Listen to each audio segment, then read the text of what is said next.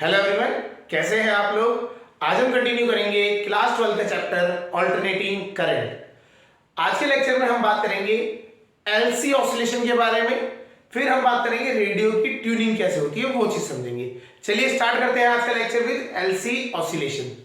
ठीक है, तो आज हम पढ़ेंगे एलसी ऑसिलेशन। ठीक है, क्या होता है अगर हम एक सर्किट बनाए जिसमें एक कैपेसिटर है, ठीक है, और एक इंडक्टर है। एक इंडक्टर हो गया हमारा, एक कैपेसिटर हो गया, ये दो चीजें हैं और हमने यहां पे क्या कर दिया, एक स्विच लगा दिया।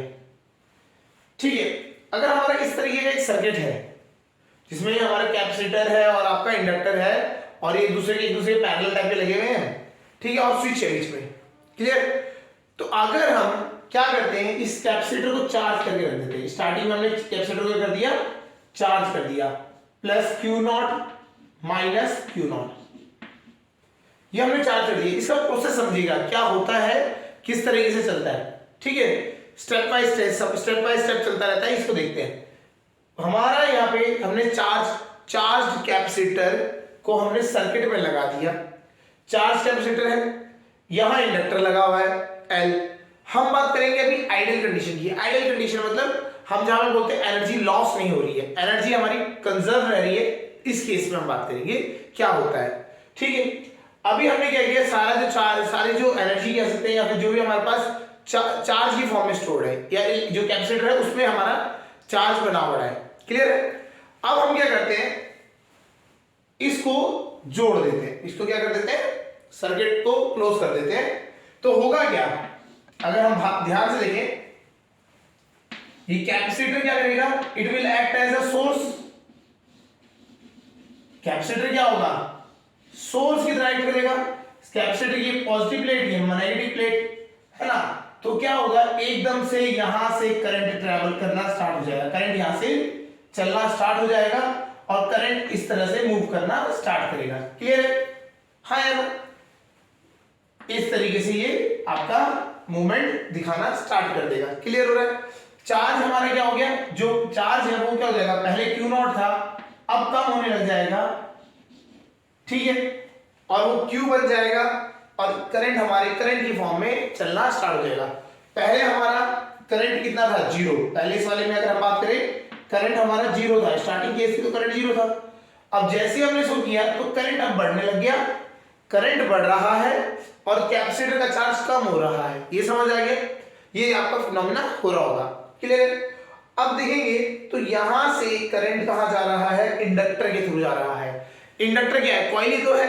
कॉइल के थ्रू जब आप करंट को पास करते हैं तो अगर हम बात करें तो इसमें एक क्या होगा, इंड्यूस्ड ईएमएफ क्रिएट हो जाएगा आपका। ठीक है, इंड्यूस्ड ईएमएफ क्रिएट हो जाएगा कि एक कॉइल है ना, कॉइल में अगर आप करंट फ्लो कराते हैं तो इंड्यूस्ड ईएमएफ क्रिएट हो जाएगा और वो ईएमएफ कैसा होगा, it will be in the direction to oppose the motion, है ना। इसको अपोज करेंगे इसको, करंट को अपोज करेगा तो इसमें ये क्या हो जाएगा, ये एक टाइप से ईएमएफ जनरेट होने लग जाएगा, प्लस यहां माइनस यहां। समझ आ गया।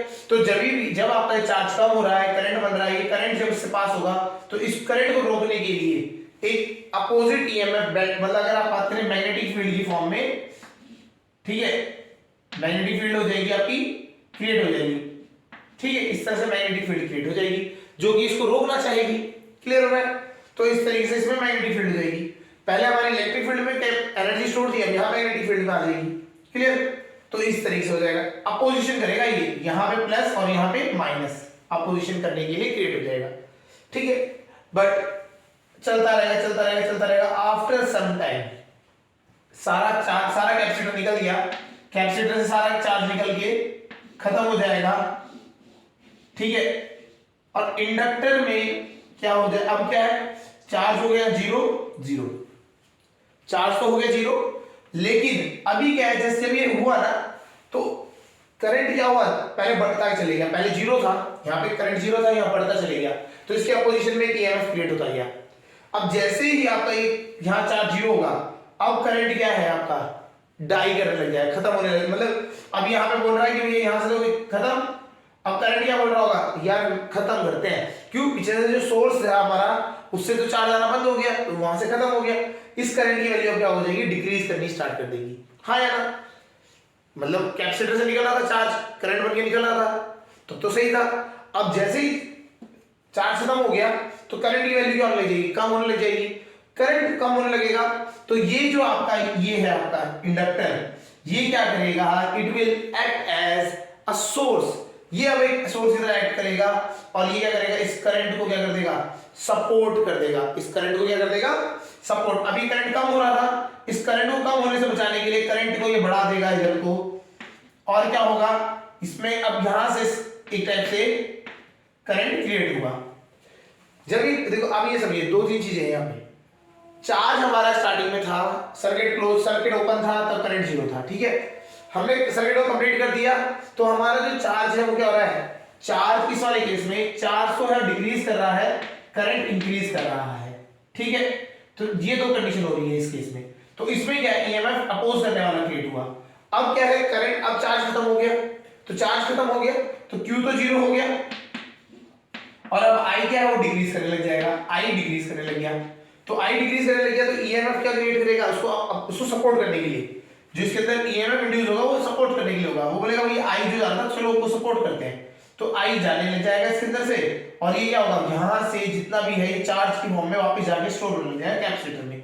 हाँ यार, फिर थोड़ा सा और समझिए, थोड़ा टाइम बाद देखिए तो क्या होगा, अब यहां से चार्ज निकलने लगा और इसको कैपेसिटर को चार्जिंग करने लग गया, ठीक है, इस तरीके से। फिर आप देखेंगे ये यहां से चार्ज निकलने लगा और ये कहां जाएगा, कैपेसिटर पे, तो अब प्लस Q यहां आ जाएगा, माइनस Q यहां आ जाएगा कैपेसिटर में, ठीक। और आपका क्या होगा, जब ये चार्ज हो जाएगा कैपेसिटर तो फिर से ये क्या होगा आपका, यहाँ पे ये जो है इसका करंट कम होता चले जाएगा सर्किट में। देखो यहाँ पे क्या था, करंट बढ़ रहा था स्टार्टिंग में, फिर उसका जैसे ही जीरो हुआ तो ये कम होने लग गया करंट, उसको सपोर्ट कर रहा है इंडक्टर ने। अब जैसे ही इंडक्टर ने जब उसको सपोर्ट कर दिया, जब कैपेसिटर चार्ज होने लग जाएगा, जब कैपेसिटर चार्ज होने लग गया तो फिर से क्या होगा, एक टाइम बाद कैपेसिटर चार्ज हो जाएगा, तो ये जो करंट यहां से कैपेसिटर क्या बोलेगा, अब हम करंट भेजेंगे। कैपेसिटर क्या बोलेगा, जब कैपेसिटर चार्ज हो गया अब वो बोलेगा हम, हमारे पास चार्ज आ गया, अब हम करंट भेजेंगे। अब करंट भेजेगा ये उल्टा, तो ये क्या करेगा, जो करंट अभी बढ़ रहा था, ये जो इंडक्टर बढ़ा रहा था, इसको घटाने का काम कौन करेगा, कैपेसिटर बोलेगा, अपोज करेगा, बोले अब तो मैं चार्ज हो गया, अब तो नीचे वो कम हो जाए। तो यहाँ पे इस वाले फेज में अगर हम बात करें, इस वाले जो फेज में ट्रांजिशन में अगर हम बात करें, चार्ज बढ़ने लग जाता है और करंट क्या हो जाता है, कम होने लग जाता है। क्यों, जैसे चार्ज बढ़ जाएगा कैपेसिटर में, करंट को अपोज करने लग जाएगा वो, ठीक है, ये हो गया। ये होने के बाद जैसे ही आपको ये चीज हुई, फिर से अब आप देखेंगे थोड़ा सा यहाँ देखिए, अब हुआ क्या, पहले कैपेसिटर के पास सारी एनर्जी थी, इंडक्टर में यहां से इंडक्टर में ट्रांसफर होने लगी, कुछ टाइम बाद सारी एनर्जी इंडक्टर पे आ गई, अब इंडक्टर से फिर से कैपेसिटर पे चलेगी। ऐसे करने में आप ध्यान देखेंगे, ध्यान से देखेंगे तो पहले Q प्लस Q कहां था, इस साइड वाली प्लेट में था, है ना, आपकी लेफ्ट साइड की प्लेट में, और बाद में कहां आ गया, राइट साइड की प्लेट में। तो चार्ज है वो प्लेट चेंज करता रहता है। क्लियर हो गया, नहीं हो गया, अब ये इस तरह से हो गया। अब यहां पे आने के बाद ये आपका इस तरह से हो गया प्लस Q, ठीक है। ये करने के बाद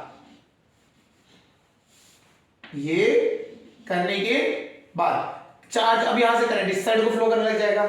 जैसे ही इस साइड को फ्लो करेगा, इसके अपोजिशन में इंडक्टर सपोर्ट करेगा, तो एक टाइप से ये एक साइकिल सी चल जाती है, यहां से आएगा फिर एक वापस जीरो हो जाएगा, फिर एक बार ऐसा केस आएगा कि भैया कैपेसिटर जीरो हो गया, इंडक्टर को करंट को सपोर्ट कर रहा है, इधर से हम इंडक्टर करंट को सपोर्ट करने लगेगा, फिर वापस ये केस आ जाएगा। तो आप अगर देखें तो एक साइकिल चल जाएगी। ये आपने स्टार्टिंग में लगाया कैपेसिटर चार्ज, कैपेसिटर ने सारा करंट भेजना लग, ये था स्टार्टिंग में, यहां से कैपेसिटर चार्ज करंट भेजने लग गया इसको, इंडक्टर को, इंडक्टर ने अपने पास एनर्जी की फॉर्म में स्टोर कर लिया।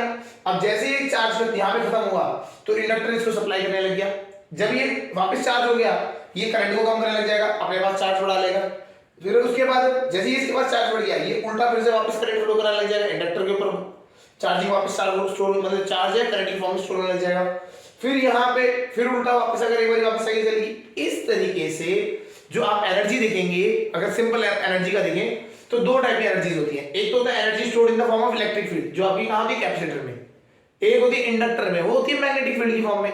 तो एनर्जी का कन्वर्जन हो रहा है, कैसे हो रहा है, यहां से निकला इलेक्ट्रिकल फॉर्म से मैग्नेटिक, फिर मैग्नेटिक के बाद इलेक्ट्रिक, फिर इलेक्ट्रिक मैग्नेटिक, ऐसे ऐसे कन्वर्ट होता जा रहा है बार बार। तो ये एक ऑसिलेशन चलने लग गया, किसका, आपका एनर्जी का एक ऑसिलेशन होने लग गया। इस ऑसिलेशन को कहा जाता है एलसी ऑसिलेशन। समझ आ गया नहीं आगे। आइडियल केस में हम मानते हैं कि एनर्जी लॉस जीरो हुआ, तो स्टार्टिंग में एनर्जी और फाइनल एनर्जी वो मेंटेन रहेगी, तो बार बार एनर्जी इसमें ट्रांसफर होती रहेगी। समझ आ गया होगा क्या प्रोसेस चल रहा है। एक बार आपकी कैपेसिटर के पास एनर्जी थी, वहां से इंडक्टर में भेजा उसने, इंडक्टर होने के बाद इंडक्टर के पास पहुंची, इंडक्टर उसके बाद क्या करेगा, कैपेसिटर के पास जीरो होगी तो इंडक्टर भेजने लग जाएगा, फिर कैपेसिटर के पास चार्ज हो जाएगा, इंडक्टर के पास जीरो हो जाएगा। तो आई और क्यू, यहाँ पे चार्ज क्यू की फॉर्म में होता है, वो आई की फॉर्म में, तो ये दोनों एक दूसरे में इंटरचेंज होते रहते हैं बार बार, तो इसे कहते हैं एलसी ऑसिलेशन। समझ आ गया होगा।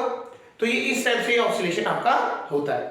इससे क्या होता है, जो आपका सर्किट में करंट है वो डेड नहीं होता बिल्कुल भी, हाँ फ्लक्चुएट करता रहेगा, बढ़ता रहेगा, घटता रहेगा, बढ़ता रहेगा, घटता रहेगा, फ्लक्चुएट होता रहेगा, लेकिन डेड नहीं होगा, वो सर्कुलेट होता रहेगा यहाँ पे। ठीक है, आइडियल केस की कंडीशन बता रहे हैं हम, जब आइडियल केस की कंडीशन में होता है। क्लियर, समझ आ गया होगा, नोट कर लीजिएगा ये, यहां तक समझ आ गया। ठीक है, अब हम बात कर लेते हैं इसको फॉर्म एनर्जी के टर्म्स में, इसकी एनर्जी की फॉर्म में देख लेते हैं।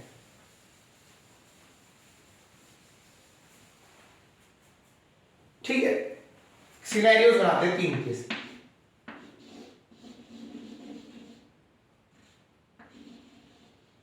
सिनेरियोस क्या है, plus Q not minus Q not, maximum charge, step पे करंट कितना है 0। ठीक है, ये एल हो गया, वो सी हो गया आपका। एक केस फिर क्या हुआ, आपका कैपेसिटर क्या हुआ, कुछ डिस्चार्ज हो गया, प्लस क्यू बन गया माइनस क्यू, इस टाइम पे सर्किट में करंट आ गया आई, इंडक्टर बन गया एल। ठीक है, और तीसरा केस क्या है, आपका कैपेसिटर हो गया डिस्चार्ज, इंडक्टर हो गया चार्ज। ठीक है, क्यू ये तो चार्ज 0 हो गया, इसमें करंट आ गया आई। ठीक है, ये I1 लिख लेते हैं, I1 या I डैश, I नॉट लिख लो, I नॉट। ठीक है, मैक्सिमम I नॉट लिख दिया। क्लियर, ये हो गया। इस तरीके से ये सर्किट चलता है, फिर ये वापस इस तरह से रोटेट होता रहता है ना, वो तो हमें पता है। चलिए अब हम बात करते हैं इसमें, अगर बात करें इसकी जितनी भी एनर्जी स्टोर है, इसमें सारी एनर्जी किस फॉर्म में, कैपेसिटेंस की फॉर्म में है ना, जो कैपेसिटर है उसके पास एनर्जी है। तो इसके लिए अगर हम बात करें इस टाइम पे एनर्जी कितनी होगी, हाफ क्यू स्क्वायर अपॉन सी, ये तो होता है कैपेसिटर, और चार्ज कितना मैक्सिमम क्यू नॉट है, तो इसके पास एनर्जी कितनी होगी, ये होगी, हाँ है ना। अब हम बात करते हैं आइडियल केस की कंडीशन की बात करते हैं, तो एनर्जी क्या रहती है, कंजर्व रहेगी इस पूरे मीडियम में, कहीं लॉस होगा नहीं। तो यही एनर्जी किसके बराबर रहेगी, इस वाले केस में आ जाते हैं, यहां पे एनर्जी दोनों की फॉर्म में, कैपेसिटर के पास भी है और इंडक्टर के पास भी है। तो कैपेसिटर की कितनी होती है एनर्जी, लिख देते हैं half q square upon c plus half l i square, ये हो जाएगी इसकी बीच की कंडीशन, इंटरमीडिएट कंडीशन, जहां पे दोनों के पास एनर्जी डिस्ट्रीब्यूटेड है। और यहां पे क्या हो जाएगा, यहां पे सारा एनर्जी किस पे है, इंडक्टर के फॉर्म के पास है, half L naught L I not square. तो आप अगर देखेंगे कंजर्वेशन ऑफ एनर्जी अगर टेंशन हम लगाए तो ये इस तरह से फॉर्मूले से निकल के आता है। तो अगर एक हम बात करें एलसी सर्किट में, तो एनर्जी जो है वो ऑसिलेट करती रहती है, वो बार बार चेंज होती रहती है, एक बारी कैपेसिटर के पास, एक बारी इंडक्टर के पास, फिर कैपेसिटर इंडक्टर कैपेसिटर इंडक्टर, इस तरह से चलता रहता है। तो ये होता है आपका एलसी ऑसिलेशन में एनर्जी के साथ। क्लियर हो गया। चलिए इसमें हम बात करें करंट और चार्ज के बीच में रिलेशन निकालने की बात करते हैं, तो इसको समझते हैं, करंट और चार्ज के बीच में रिलेशन। तो हम क्या करते हैं, एक केस ले लेते हैं इसमें ना, इस तरीके से हमने मान लिया इंटरमीडिएट केस है, जहां पे आपका चार्ज भी है और आई करंट भी है, दोनों चीजें हैं। ठीक है, चार्ज भी है करंट भी है। तो हम क्या करते हैं, यहां पे लगा देते हैं किरचॉफ लॉ लगा देते हैं। ठीक है, चलिए इसमें किरचॉफ लॉ लगाते हैं। अगर हम यहां से लूप में चलते हैं, अगर करंट की डायरेक्शन है आप इस तरह से करेंगे, तो ये आ गया माइनस क्यू बाई सी, यहां से आया माइनस क्यू बाई सी, और इधर से गए तो ये भी, ये क्या करेगा, यहाँ प्लस या माइनस, ये भी अपोज करेगा, तो ये हो गया आपका minus l d i by d t, minus l d i by d t is equal to 0। ये आपका क्या हो गया, किरचॉफ लॉ हो गया। ठीक है, चलिए इस तरीके से ये रहेगा आपका क्लियर। अब हम बात करते हैं, ये माइनस से माइनस साइन उधर को चल जाएंगे तो प्लस हो जाएगा, हटा देते हैं माइनस से ना, तो ये प्लस हो जाएगा। अब हम बात करते हैं, हमें यहाँ पे ये चीज हमारी इक्वेशन नंबर 1 बन गई। हमें पता है I क्या होता है, I is equal to d q by d t. I is equal to क्या होता है, d q by d t. ठीक है, तो I इज इक्वल टू क्या होगा, d q by d t, लेकिन हमें चाहिए d i by d t. हमारे को तो रिक्वायरमेंट क्या है, d i by d t की रिक्वायरमेंट है। तो d i by d t निकालने के लिए हम क्या करते हैं, differentiating once again by time, इसको फिर से टाइम के साथ डिफरेंशिएट कर दिया, तो d i by d T क्या हो जाएगा, D square Q by d t square, D t square. तो ये आपका सेकंड इक्वेशन हो गया। इसकी वैल्यू उठा के आप वहां रख देंगे तो आपको क्या मिलेगा, आपको एक इक्वेशन मिलेगी q by upon c plus l d square q by d t square is equal to 0। तो ये एक आपकी डिफरेंशियल इक्वेशन बन जाती है। यहां पे क्या बन जाती है आपकी डिफरेंशियल इक्वेशन। ये इसे हम जिसमें हमारे ये डी स्क्वायर ऑर्डर क्या है, 2 है, ये डिफरेंशियल इक्वेशन बन गई। चलिए इस इक्वेशन को सॉल्व करते हैं। इस इक्वेशन को सॉल्व करने की है ना ट्राई करते हैं, कैसे करेंगे इसको समझते हैं। ठीक, चलिए डी, इसको हम क्या करते हैं, इस वाली टर्म को पहले लिख देते हैं, d square q by d t square.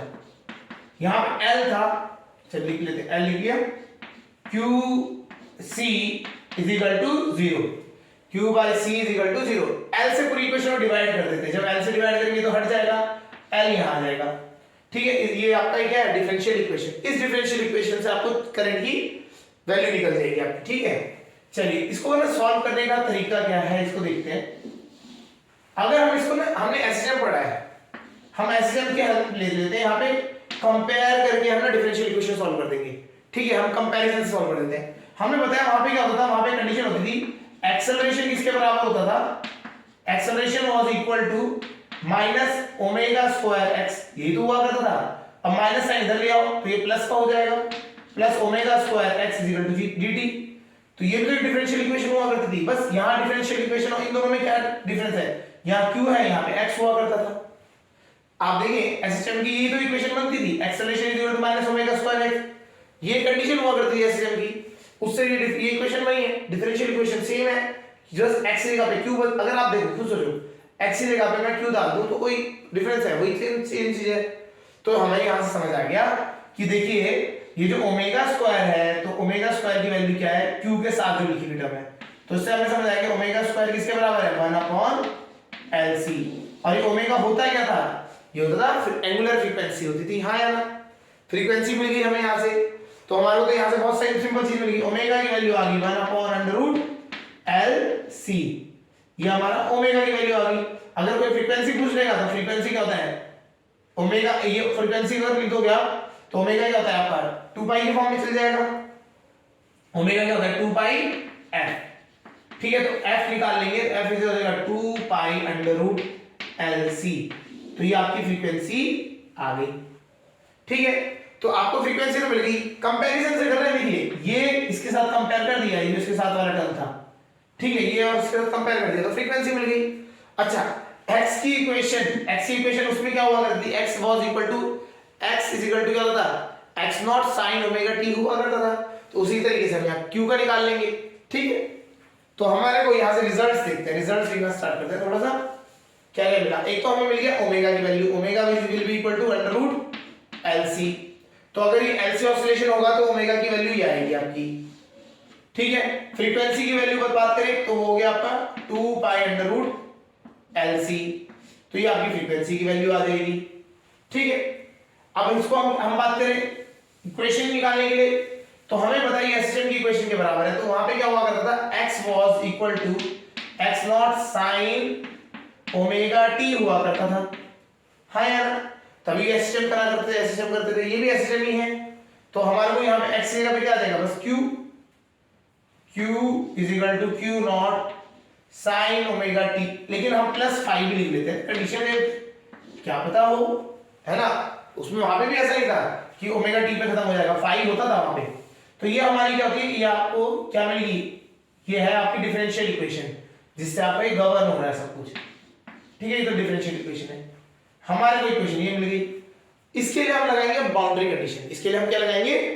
Boundary condition लगाएंगे। इसको बाउंड्री कंडीशन क्या होती है कि कंडीशन कैसे स्टार्ट हुई थी, हमें पता है जब इस पर टाइम जीरो था, जब टाइम जीरो था तो सारा का सारा चार्ज भरा हुआ था, तो Q was equal to Q not, Q was equal to Q not.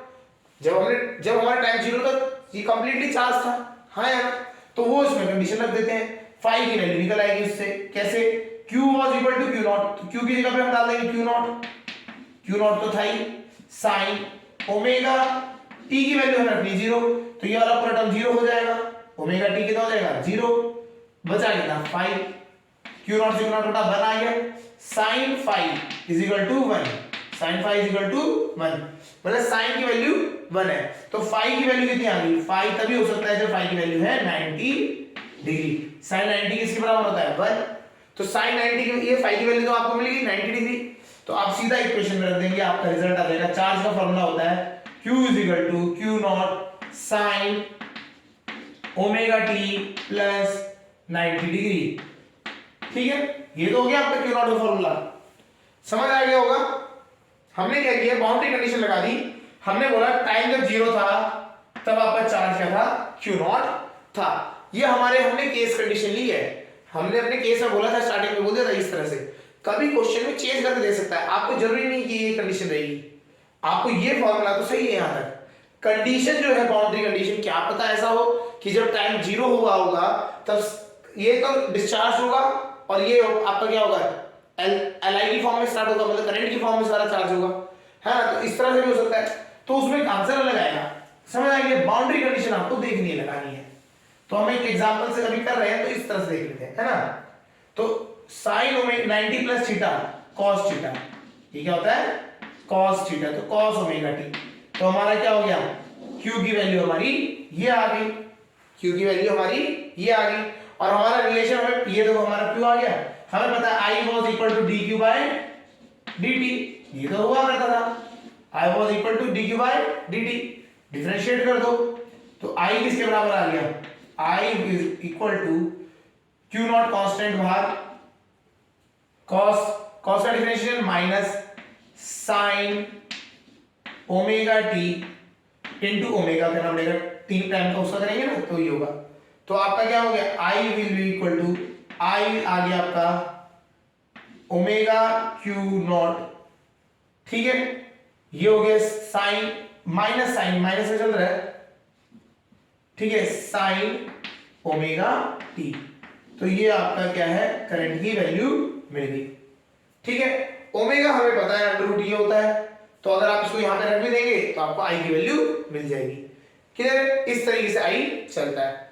तो आई आप देखेंगे Q और I ये दोनों क्या है? अलग अलग फेज में मूव कर रहे हैं, ठीक है। चलिए अब इसको देख लेते हैं, इसको इनके ग्राफ्स प्लॉट कर लेते हैं। तो आपको देखो काफी चीजें मिली यहाँ पे, एक तो क्या एलसी ऑसिलेशन का आपको फ्रीक्वेंसी मिल गया फॉर्मूला, एंगुलर फ्रीक्वेंसी का फॉर्मूला मिल गया, ठीक है, डिफरेंशियल इक्वेशन मिल गई जो यूज होनी है, ठीक, और आपको Q नॉट Q की इक्वेशन और I की इक्वेशन मिल गई, ठीक। इस तरह से हमने बहुत सारी चीजें निकाल ली है यहाँ पे। अब हम बात करते हैं इसमें, इनको प्लॉट करते हैं किस तरह से होते हैं, ठीक। ग्राफिकल प्लॉट करके देख लेते हैं क्या चल रहा है, हो जाएगा, ठीक है। तो हमारा दोनों इक्वेशंस देखिए, हम क्या करते हैं इस तरीके से, ये टाइम है, इधर को हम चार्ज भी प्लॉट कर देंगे, करंट भी प्लॉट कर देंगे। चार्ज की वैल्यू होगी Q इक्वल टू कितना है? Q not cos omega T हमारा आया है, और करंट का आया है हमारा माइनस आई नॉट ले लेते हैं उस पूरे को, आगे जो है ना ओमेगा वाले को आई नॉट ले लेते हैं, साइन ओमेगा टी आ रहा है, ठीक है, ये आपका आ रहा है। तो कॉस को देख चलिए बनाते हैं 0, ठीक है।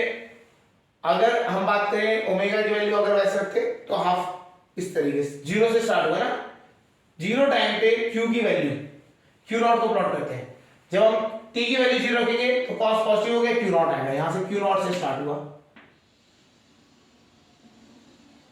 ये इस तरीके से ग्राफ बनता चला जाएगा, ठीक है।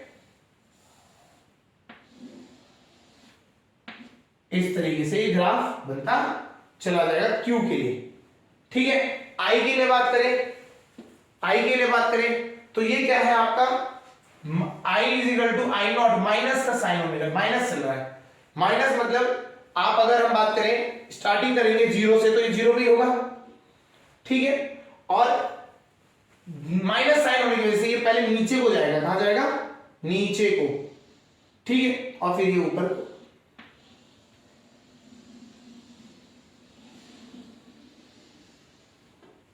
इस तरीके से। तो यहां पे ये वाला जो कर्व है ये है आपका आई के लिए और ये है आपका क्यू के लिए। ये दोनों के, इन दोनों के बीच में एंगल कितने का डिफरेंस है, 90 डिग्री का फेज का डिफरेंस है। आपको समझ आ गया होगा, ये दोनों आउट ऑफ फेज है। दोनों क्या होगा, आप देखिए जब Q मैक्सिमम करंट जीरो, ठीक है, और जब आपका I मैक्सिमम अपोजिट भी ले लीजिए, कोई प्रॉब्लम नहीं, माइनस में आ जाए, Q जीरो। फिर अगर हम यहां देखें ये वाला कौन सा था आपका, करंट मैक्सिमम, करंट मैक्सिमम, तो ये थोड़ा सा ग्राफ ऐसे बन नहीं रहा, ये तो ये Q क्या है, जीरो। इस तरीके से मतलब एक मैक्सिमम होगा दूसरा मिनिमम होगा, इस तरीके से ये चलता है। दोनों एक दूसरे से फेज आउट होते हैं और ये एक मैक्सिमम होगा तो दूसरा मिनिमम हो जाएगा। क्लियर है, इस तरीके से इसका ग्राफ बन जाता है। तो that is complete LC oscillation. LC oscillation क्या कैसे होता है, क्या होता है, ये आपका कंडीशन है। ये हमने बात सारी किसमें करी, आइडियल कंडीशन में, क्यों एनर्जी लॉस नहीं हो रही थी, तो हमारे ग्राफ इस तरह से चलता जाता है, कंटिन्यूअसली चलता जाता है, ठीक है। बट रियल लाइफ में अगर हम बात करें, अगर हम बात करें रियल में, जो आपका रियल सिनेरियो होता है उसमें क्या होता है, ये एलसी ऑसिलेशन क्या करता है बेसिकली, जो आपका ये तो सब कुछ सही है, बट जो कंसेप्ट है, ये जो आपका करंट है ना इस तरीके से आ रहा है, जो आपका ये करंट है ये कम होता चले जाता है। अगर आप देखेंगे इसको क्या होता है, ये कम होता चला जाएगा, ठीक है। और इसी तरीके से क्या है, ये वाला भी आपका जो है आपका चार्ज का भी इफेक्ट क्या होता रहेगा, चार्ज क्या है, कम होता चला जाएगा, ठीक है। तो इस तरीके से आपका चार्ज एंड करंट में क्या होता है, जो ट्रांसफर होता है वो क्या होता रहता है, वो कम होता चले जाता है और at the end of the day खत्म हो जाते हैं, ठीक है। दोनों इस तरीके से आपका ये चलता रहता है, ये आगे को बहुत माइन्यूट आगे चलता जाएगा। तो इस रियल लाइफ में जो होता है वो इस तरीके से क्या होता है, नीचे डिक्रीजिंग में होता है, डैम्पिंग कंडीशन कहते हैं इसको, डैम्पिंग चलती रहती है, ठीक है, कम होता चला जाता है और ये खत्म होता चला जाता है, ठीक है, इस तरीके से डिक्रीजिंग फॉर्म में। रियल लाइफ में ये हमारे को रियल लाइफ में देख अभी इतना कुछ करना नहीं, हमें आइडियल में पता होना चाहिए। क्लियर, समझ आ गया होगा। तो एनर्जी किस तरह से इसमें रेसिप्रोकेट करती है, चार्ज और करंट इनमें क्या डिफरेंस रहता है फेज का, वो समझ आ गया हमें। फ्रीक्वेंसी इसकी क्या रहती है, जो फ्रीक्वेंसी है वो आपकी f इज इक्वल टू कितनी आ जाती है, 1/2 पाई अंडर रूट LC, ये आपकी फ्रीक्वेंसी आ जाती है। LC सर्किट जब आपको क्या करते हैं, मूवमेंट करते हैं। क्लियर हो गया, नहीं हो गया, समझ आ गया होगा। That is LC oscillation, that is complete LC oscillation, ठीक है, समझ आ गया होगा LC ऑसिलेशन। ओके, आज के लिए इतना ही करते हैं।